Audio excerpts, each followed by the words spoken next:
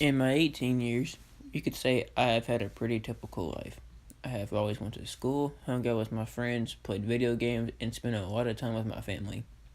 But to me, family comes before anything else.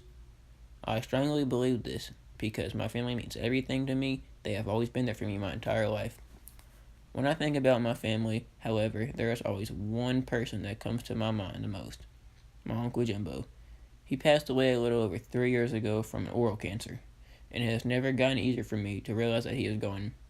In fact, I have always just tried to not think about it because I never wanted to relive that experience and loss because it was too hard for me. But today, as I am talking to you for the first time since he died, I want to share with you the story of my uncle and his passing away because that experience has impacted me the most in my life and has made me who I am today. So here we go. Jimbo was a man that if you knew him, you loved him. He was so full of life and was always positive and made you laugh at all times. He truly lit up the room and just made you feel happy when you were around him.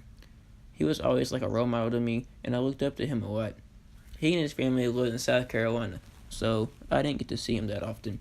But whenever I heard he was coming in, it was the greatest news to me. The whole entire family would gather in my grandma's kitchen, and it was finally like we were all whole again. We would sit around and laugh, tell stories, play cards, and just enjoy him being here with us. You always had to watch your food, though, around him, because he would steal it.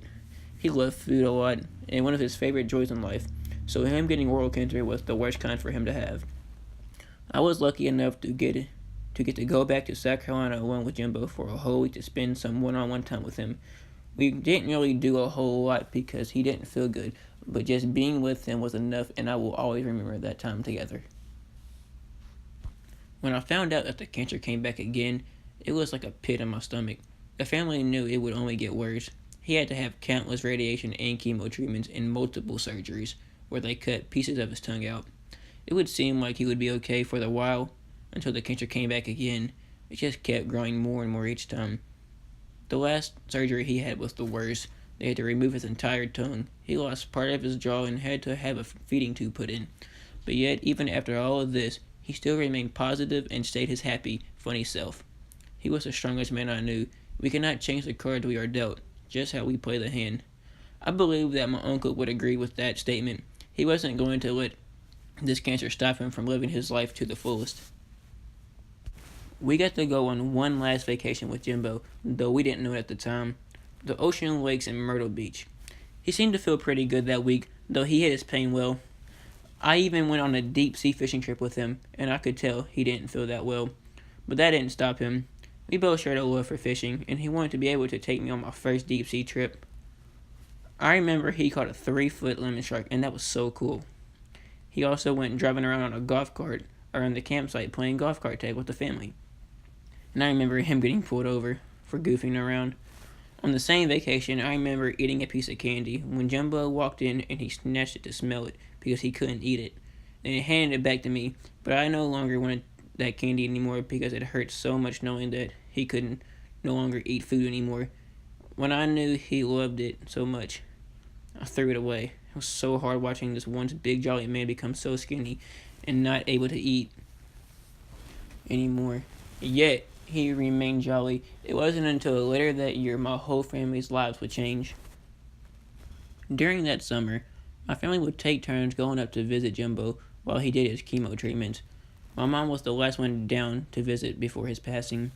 She went home and Jumbo seemed fine when she left, but that night we got a call from his wife saying that they were going to the hospital and it didn't look good. I got home from school the next day and my stepdad told me we were going to South Carolina because Jumbo was dying. My mom had already left that morning. I was in shock. He was fine the day before.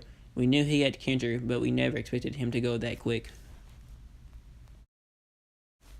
When we made it to the hospital, I remember a doctor saying that he was the sickest one there. I couldn't believe it. The cancer had made his immune system so weak he developed sepsis and was now dying because of that. He was unconscious when we got there because the doctors kept him under because he was in so much pain. We watched him die in the hospital for a week. It was like a roller coaster. One minute you thought he might come out of it, the next he was getting even worse. The whole family stayed together, and no one wanted to leave the hospital. We barely slept all week. It got to a point where we almost wished he would pass just to stop his suffering and our own. and then you felt guilty for thinking that. One night, we all decided we would go back to the hotel that night to give his wife and kids some alone time, and told his son Jamie to call if something happened. I remember the phone ringing that night, and I just knew. My mom answered, and all Jamie said was her name, and we knew to get there. I started running towards the hospital, and it started to rain. As soon as the elevator doors opened, and I saw my cousin Jamie, and he said Jumbo was gone, I remember my mom and aunt just collapsing right there. The image will always haunt me. I always remember my Uncle Johnny breaking down, and I just tried to tell him that it would be okay. I knew it wasn't. That was by far the worst week of my entire life. Watching someone you love so much die for a whole week straight can really affect you.